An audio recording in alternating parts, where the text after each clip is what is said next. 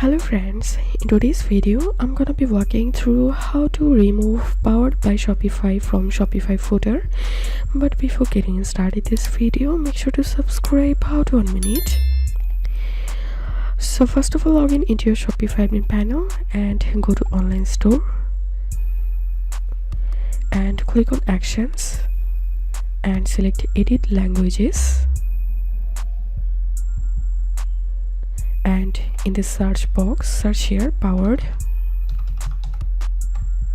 and here you'll find this Powered by Shopify box. So highlight all this text, delete this text and give a single space here, and the same way highlight all this text, delete and give a single space and click on save. And this was how we can delete Powered by Shopify from footer. If you think to see more Shopify videos, please check the links in descriptions. If this video helped you, give a thumbs up and please consider subscribe. How to 1 minute. Thank you for watching.